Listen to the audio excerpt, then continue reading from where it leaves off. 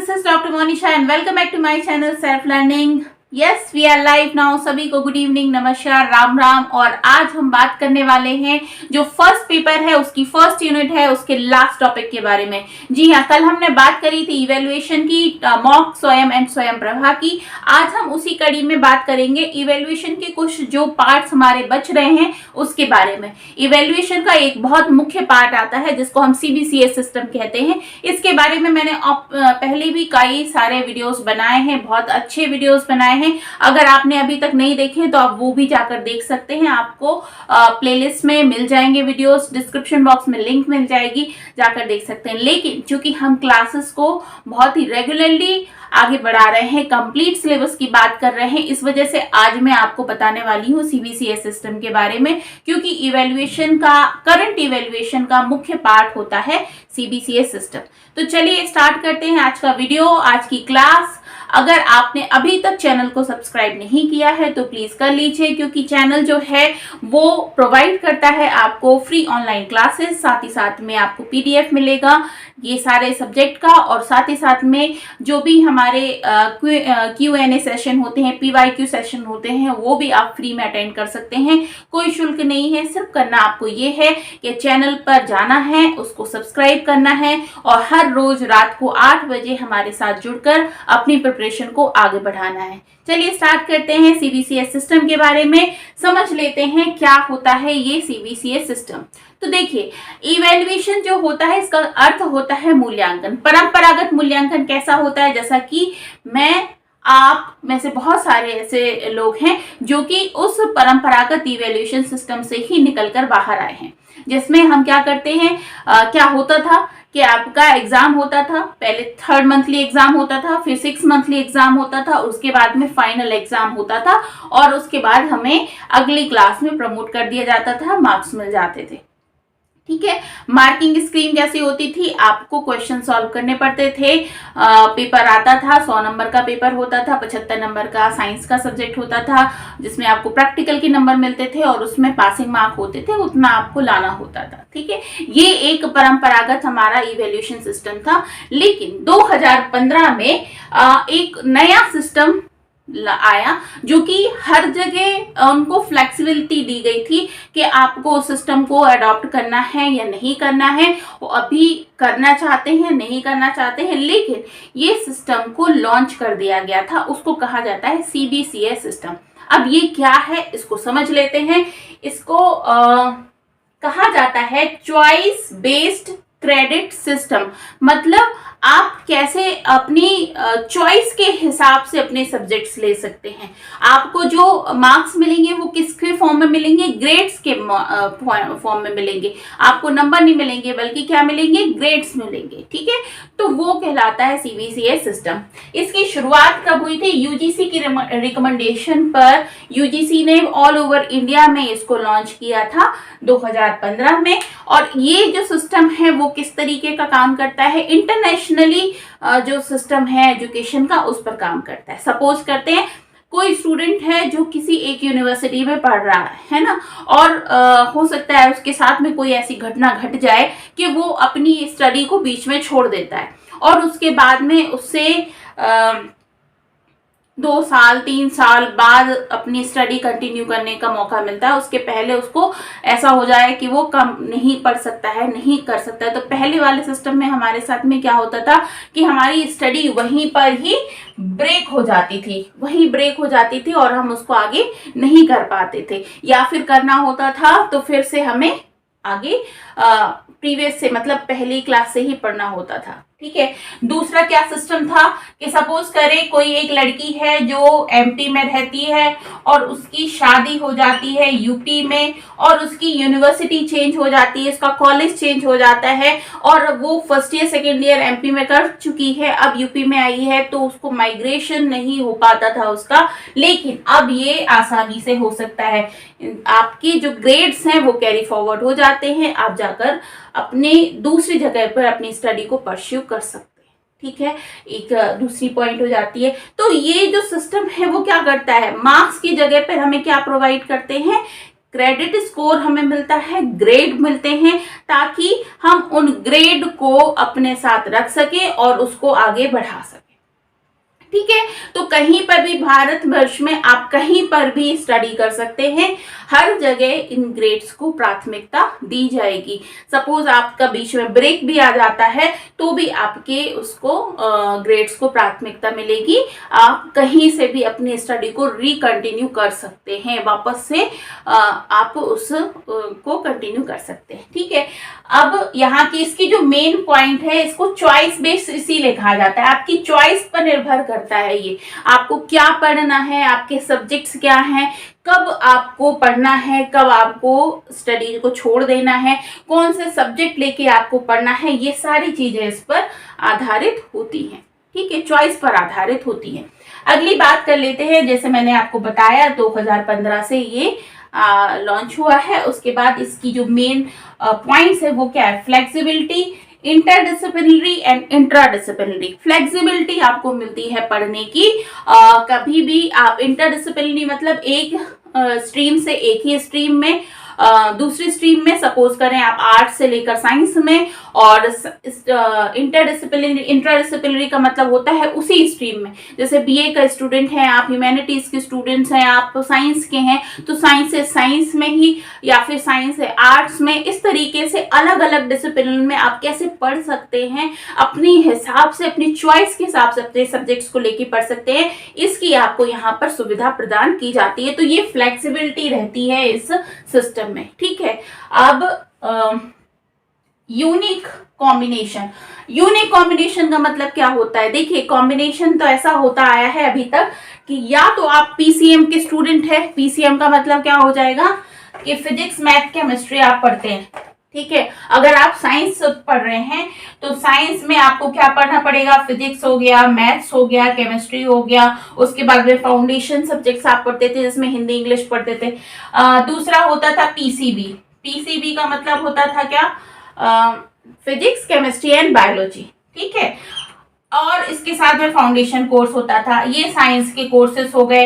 इसी के साथ में ह्यूमैनिटीज के कोर्सेस के भी कॉम्बिनेशन बनते थे। लेकिन अगर आप चाहते हैं कि आप जो पढ़ना चाह रहे हैं कि आप साइंस तो पढ़ें, साथ ही साथ में आप ह्यूमैनिटीज के किसी सब्जेक्ट को भी ले लें। सपोज आप पढ़ना चाहते हैं फिजिक्स, आपका बहुत फेवरेट सब्जेक्ट है, उसके साथ आप पढ़ना चाहते हैं इकोनॉमिक्स, तो आप दोनों ही सब्जेक्ट्स को लेकर पढ़ सकते हैं। यहाँ पर ये सुविधा प्रदान की जाती है। सीबीसीएस सिस्टम में आप अपने हिसाब से अपने कोर्सेज को चुन सकते हैं। ठीक है, तो ये सबसे बड़ा यूनिक कॉम्बिनेशन का जो फायदा है वो है, क्योंकि कई सारे स्टूडेंट्स को ना जबरदस्ती अपने फेवरेट सब्जेक्ट को छोड़ना पड़ता था, क्योंकि वो साइंस स्ट्रीम में पढ़ना चाहते हैं या आर्ट्स में पढ़ना चाहते हैं, तो जो उनका सब्जेक्ट होता था उसको उन्हें छोड़ना पड़ता था या उन्हें नहीं मिलता था उनका फेवरेट सब्जेक्ट। तो ये इसमें फायदा हो जाता है। नेक्स्ट आता है, यहाँ पर ग्रेड पॉइंट्स मिलते हैं। ग्रेड पॉइंट्स का मतलब क्या होता है कि दो पार्ट्स में डिवाइड हो जाते हैं ये, सीजीपीए, एसजीपीए। एसजीपीए का मतलब क्या होता है, सेमेस्टर ग्रेड पॉइंट एवरेज। ठीक है, सेमेस्टर एक साल को दो भागों में डिवाइड किया जाएगा, मतलब दो भाग में विभाजित हो जाएगा। तो 6 महीने का एक सेमेस्टर, दूसरे 6 महीने का दूसरा सेमेस्टर, और उसमें जो उनको पॉइंट्स मिलेंगे, जो उनके नंबर्स होंगे, उनको पॉइंट्स में कन्वर्ट किया जाएगा और उसके बाद उस ग्रेड को कहा जाएगा एसजीपीए। ठीक है, और उसके बाद सीजीपीए होता है साल के एंड में, जो कि क्या होता है, क्यूमुलेटिव हो जाता है। क्यूमुलेटिव का मतलब क्या, फर्स्ट सेमेस्टर का एसजीपीए, उसके बाद में दूसरे सेमेस्टर का एसजीपीए, और फिर बन जाता है आपका सीजीपीए। अब ये सीजीपीए जो है वो किस तरीके से अंतर करता है मार्क्स से, तो यहाँ पर जो नंबर हैं वो ग्रेड में निर्भर करेंगे। तो ग्रेड पॉइंट कैसे हो जाएगा कि देखिए, जैसे आपने कोई सब्जेक्ट का पेपर दिया, उस पेपर के देने के बाद में आपको कुछ नंबर वहां से मिलेंगे, प्लस आपने साल भर में जितनी एक्टिविटीज में पार्टिसिपेट किया उसके आपको पॉइंट्स मिलेंगे, जो आपकी ओवरऑल अटेंडेंस रहेगी उसके आपको पॉइंट्स मिलेंगे। तो कुल मिला के एवरेज बनाया जाएगा आपके नंबर्स का, आपके असाइनमेंट्स का, आपके अटेंडेंस का और आपकी एक्टिविटीज का, उसका एवरेज बनाया जाएगा एक सेमेस्टर में, तो वो कहा जाएगा SGPA। और उसके बाद में क्यूमुलेटिव यानी कि पूरे साल भर का बनाया जाएगा, उसको कहा जाएगा CGPA। और ये CGPA ही जो होता है वो आपके ग्रेड्स में कन्वर्ट करके आपको प्रोवाइड किया जाता है लास्ट रिजल्ट में। ठीक है, उसके बाद मैं अभी आपको बताऊंगी कि जो रिजल्ट्स होता है उसमें जो ग्रेड्स मिलते हैं उनका क्या क्राइटेरिया होता है, कितने नंबर्स का क्राइटेरिया होता है। ठीक है, वो अभी मैं आपको बताती हूँ। तो ये बात समझ में आ गई आपको। यहाँ तक अगर कोई भी प्रॉब्लम हो तो आप मुझसे पूछ सकते हैं।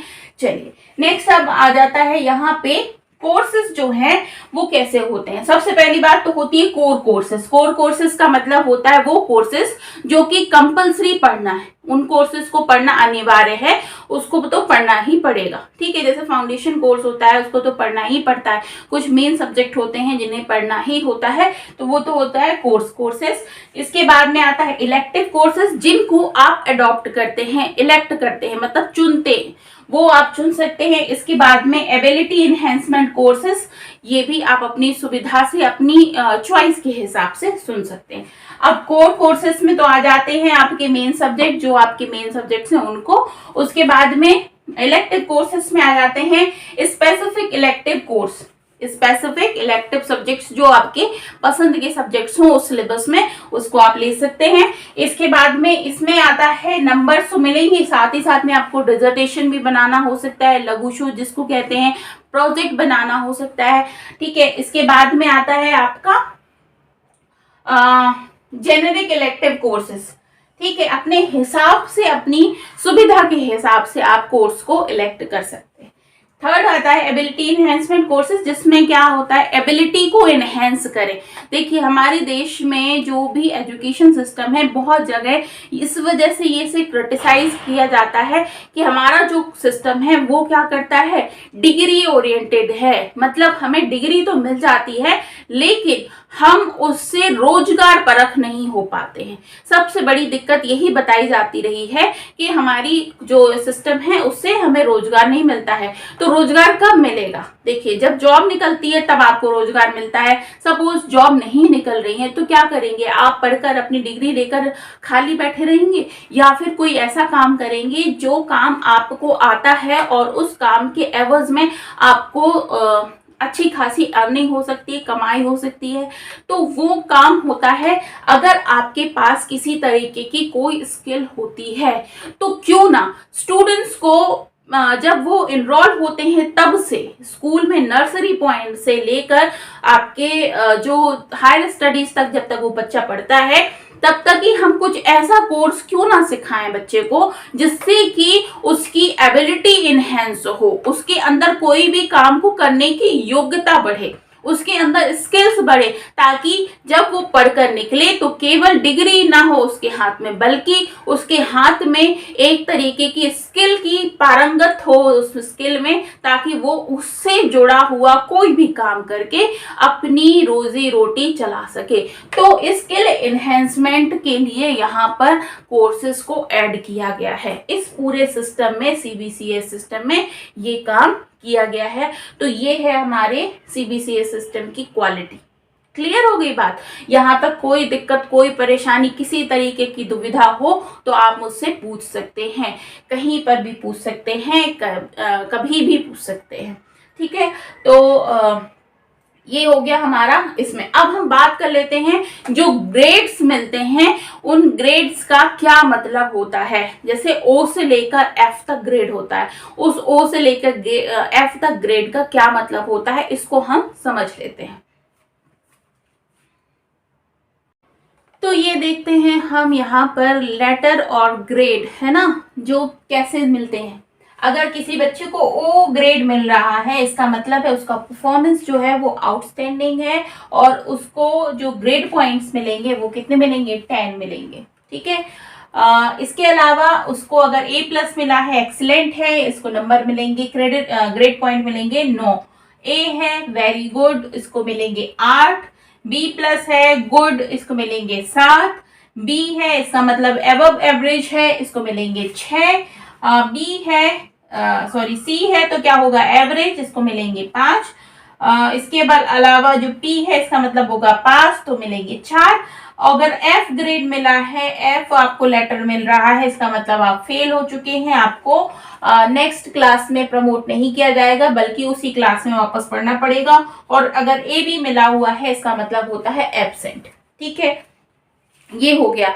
अब यहां से हम देख लेते हैं कि ये तो हो गए हमें जो मिले क्या है ग्रेड पॉइंट्स मिले हैं। और अगर आपको क्रेडिट्स मिला हुआ है, क्रेडिट्स क्या होता है कि जैसे अलग अलग आपने क्लासेस अटेंड करी, सपोज करें किसी एक सब्जेक्ट की 10 क्लासेस हुई हैं और आपने 10 की 10 क्लासेस अटेंड करी हैं तो आपको फुल क्रेडिट मिलेगा।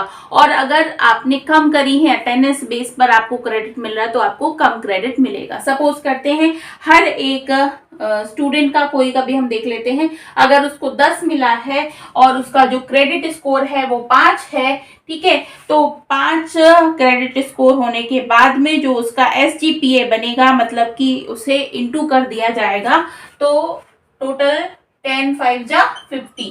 तो यहाँ पर उसका जो क्रेडिट स्कोर बन रहा है वो कितना बनेगा, 50 बनेगा।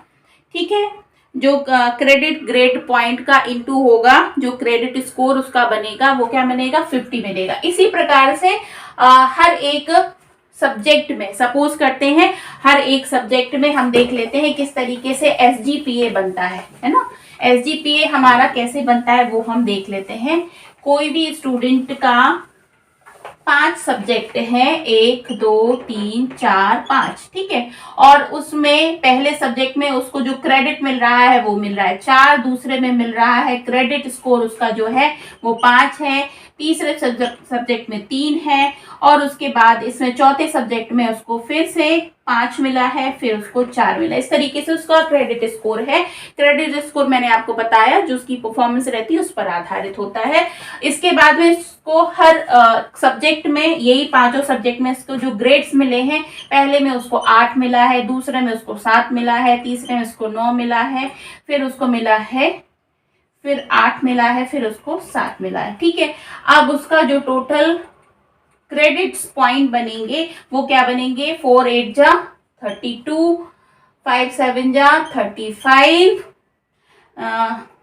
9 इंटू 3 27, 8 इंटू 5 40, और उसके बाद में 7 इंटू 4 28। इसको हम ऐड कर देंगे तो जो टोटल बनेगा वो बनेगा हमारा क्या, SGPA उस एक सेमेस्टर का।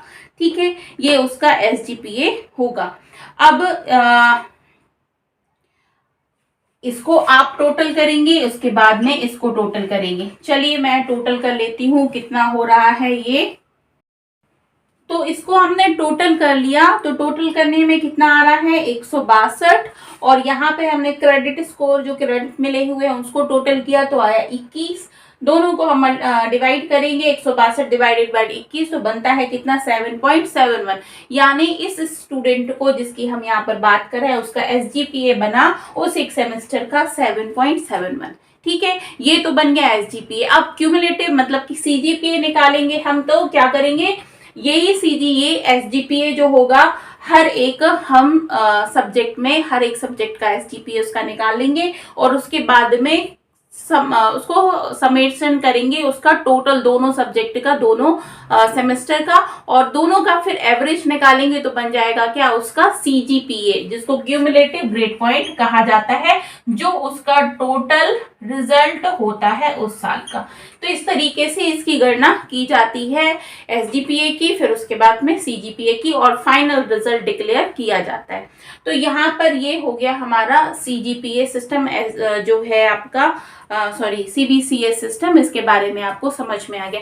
अगर और भी कोई क्वेरी हो तो आप पूछ सकते हैं। ठीक है, चलिए अब आगे बढ़ जाते हैं हम। यहाँ पर एक और चीज है जो हमें समझना है, आजकल बहुत ही लेटेस्ट है, जिसको कहा जाता है सीबीटी बोर्ड। अब सीबीटी बोर्ड के बारे में तो आपको जानना बहुत जरूरी है, क्योंकि जो आपका एग्जाम होगा वो भी किस में होगा, सीबीटी मोड में, मतलब कंप्यूटर बेस्ड टेस्टिंग होती है, जिसको कहा जाता है जो आपका एग्जाम होगा वो पेन पेपर से नहीं होगा, बल्कि किससे होगा, कंप्यूटर पर होगा।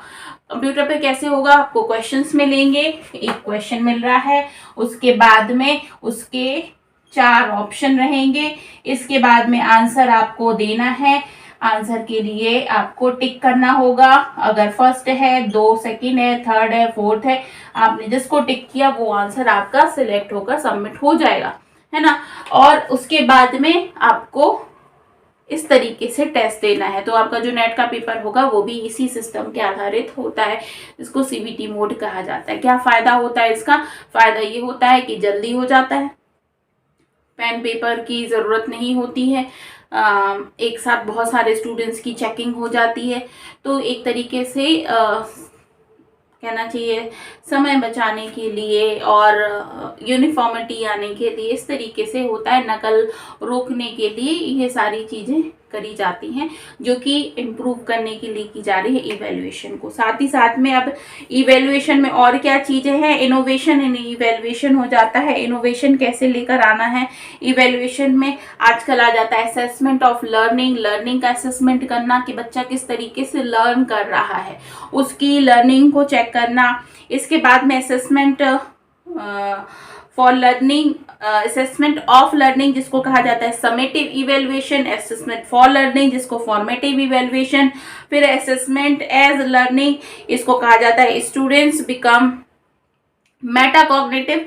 मेटाकॉग्निटिव का मतलब इस तरीके से आपको अलग अलग स्टेप्स में लर्निंग हो रही है इस और उसकी जजमेंट हो रही है, इस तरीके से इनोवेशन लाया जा रहा है इवेल्युएशन में, है ना। तो ये आज का वीडियो हो गया, जिसको अच्छा एक और चीज पढ़नी है आपको, कंटिन्यूअस कॉम्प्रिहेंसिव इवेल्युएशन, मतलब जिसको सीसीएस कहते हैं, सीसीई कहा जाता है, सीसीई। अब ये क्या है, कंटिन्यूअस कॉम्प्रिहेंसिव इवेल्युएशन। जैसे कि पहले होता था कि आपने साल भर कुछ नहीं किया, ना ही आप स्कूल गए, आप गए तो गए, नहीं गए तो नहीं गए, आपकी मर्जी, और उसके बाद में लास्ट में आपने परीक्षा दे दी, आपने 5 क्वेश्चन रट लिए, 5 क्वेश्चन में से 3 क्वेश्चन आप लिखाए और आपका काम हो गया।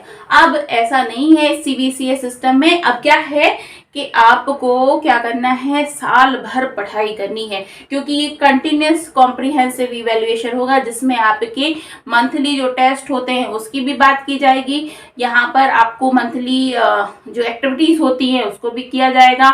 आपको हर एक लेक्चर के लिए, आपको हर एक सब्जेक्ट के लिए जितने नंबर ऑफ लेक्चर्स होते हैं वो अटेंड करने होंगे। उसके बाद आपको ग्रेड पॉइंट्स मिलेंगे उन पर आधारित। उसके बाद फिर जो लास्ट में आप एग्जाम देते हैं उससे आपको इससे आपको क्रेडिट मिलेगा, उसके बाद में आपको ग्रेड पॉइंट मिलेंगे, दोनों का मल्टीप्लाई जब किया जाएगा तब जाके आपका रिजल्ट बनेगा। तो कंटिन्यूअस कॉम्प्रिहेंसिव इवैल्यूएशन का मतलब होता है कंटिन्यू चलने वाली प्रक्रिया। इसके बाद में आउटसाइड इवेल्युएटर्स होते हैं, डायरेक्ट क्वेश्चनिंग फ्रॉम स्टूडेंट्स भी होता है, इनफॉर्मल कम्युनिकेशन ऑफ स्टूडेंट्स भी होता है। इन सारे ही माध्यम से आपकी इवेल्युएशन को इनोवेट किया जा रहा है। ये आज का इवेल्युएशन हो रहा है, जिसको हम कहते हैं इनोवेटिव इवेल्युएशन। ठीक है, समझ में आ गया। तो ये सारी चीजें हैं जिन पर आधारित क्वेश्चंस पूछे जाते हैं। तो ये यहाँ से हमारा हो जाता है। अच्छा हाँ, एक और बात आ रही है, ई लर्निंग की को प्रमोट किया जा रहा है। ई लर्निंग मतलब जैसे हम किसमें वीडियो लेक्चर्स के द्वारा पढ़ रहे हैं, इसी तरीके से ईमेल जो होते हैं या वेब के द्वारा पढ़ना, ई लर्निंग को प्रमोट किया जा रहा है। तो ऐसा है कि एजुकेशन में जब से कोरोना आया है, कोरोना ने बहुत सारी नई नई चीज़ें दे दी हैं, क्योंकि पहले नहीं सोचा जाता था कि ई लर्निंग भी स्कूल्स में हो सकती है, या फिर होगी भी तो किसी एक ऐसे सब्जेक्ट की हो जाएगी कभी कभार के। लेकिन जब कोरोना में ऐसा हुआ कि पूरे साल स्कूल्स बंद रहे, तब भी बच्चों की, स्टूडेंट्स की लर्निंग होती रही। वो कैसे होती रही, आपकी वेबसाइट्स के माध्यम से या फिर आपके ईमेल्स के माध्यम से या फिर कहा जाए ये वीडियो लेक्चर्स के माध्यम से ही इनकी लर्निंग होती रही। तो ये जो कम्युनिकेशन हो रहा है वो कम्युनिकेशन एक तरीके से बढ़ रहा है, जो पहले नहीं था, है ना। कौन सोचता था कि पहले इस तरीके से भी टीचिंग हो सकती है कि बच्चा स्कूल ही ना आए, उसके बाद भी उसकी टीचिंग हो रही है, उसकी लर्निंग प्रोसेस आगे बढ़ रही है, उसका एग्जाम भी हो रहा है घर बैठे बैठे। तो ये सब कुछ संभव हुआ सिर्फ किसकी वजह से, ई लर्निंग की वजह से। तो आज की क्लास में हमने जाना सीबीसीएस सिस्टम के बारे में, कैसे कैसे सीबीसीएस सिस्टम के फायदे हैं, कब इसकी घोषणा की गई, कब इसको शुरुआत किया गया। इसके अलावा हमने बात करी ग्रेडेड पॉइंट्स को किस तरीके से निकालते हैं, सीजीपीए और एसजीपीए कैसे निकालते हैं, इसके बारे में हमने सीखा। इसके अलावा हमने बात करी किस चीज़ की, जो इवेल्युएशन के अंदर इनोवेशन आ रहे हैं उसके बारे में हमने बात करी। सीबीटी मोड क्या होता है इसके बारे में हमने बात करी। तो यहाँ से हमारी फर्स्ट यूनिट जो टीचिंग एप्टीट्यूड होती है वो हो जाती है खत्म। अब हम बात करेंगे आगे जो हमारी नेक्स्ट यूनिट है उसके बारे में, ठीक है। नेक्स्ट यूनिट हमारी क्या है, जो है आपकी research, I think research aptitude, ठीक है। रिसर्च एप्टीट्यूड के बारे में हम बात करेंगे, तो आप हमारे साथ जुड़े रहेंगे तो आप सभी का बहुत फायदा होगा, क्योंकि ये जो क्लासेस हैं इसमें कोई चार्ज नहीं है, फ्री है, कहीं से आपको कुछ भी नहीं देना है। और ये नोट्स जो है वो आप तक, आपके घर तक पहुंच रहे हैं टेलीग्राम चैनल के द्वारा। तो अगर अभी तक आपने हमारे चैनल को ज्वाइन नहीं किया है या फिर सब्सक्राइब नहीं किया है तो प्लीज सब्सक्राइब कर लीजिए। इसके अलावा हमारे टेलीग्राम चैनल को ज्वाइन कर लीजिए। हमारा तो एक ही मोटो है, बी अ गुड लर्नर, आपको अच्छा लर्नर बनना है। उसके अलावा सब कुछ आपकी मेहनत पर आधारित होता है। जिंदगी में हमेशा ही आप अगर एक अच्छा लर्नर बने रहोगे तो हमेशा सीखने के लिए रेडी रहोगे और नए नए चीज़ों की अपडेट्स आपके अंदर होते रहेंगे, इनोवेशन आपके अंदर होता रहेगा। और यही प्रकृति का नियम है कि नया नया नवाचार होता रहे, जिसके कारण से आप आगे बढ़ते रहें। तो ये एक ज्ञान की बात हो गई, जो कि ज्ञान की बात आप सभी को पता है, कोई ज़रूरत नहीं है, सभी को मालूम है कि क्या चीज़ होनी चाहिए क्या नहीं होनी चाहिए। फिर भी मैंने कह दी, आपने सुन ली। अब हम बढ़ते हैं आगे, जो इस क्लास को करते हैं ख़त्म और कल मिलते हैं आपसे इसी समय अपनी क्लास में, जिसमें हम बात करेंगे रिसर्च एप्टीट्यूड के बारे में, ठीक है। तो टिल देन, तब तक के लिए बाय बाय, अपना ख्याल रखिए। सभी को गुड नाइट, सभी को राम राम, सभी को नमस्कार। कल फिर मिलेंगे, बाय बाय।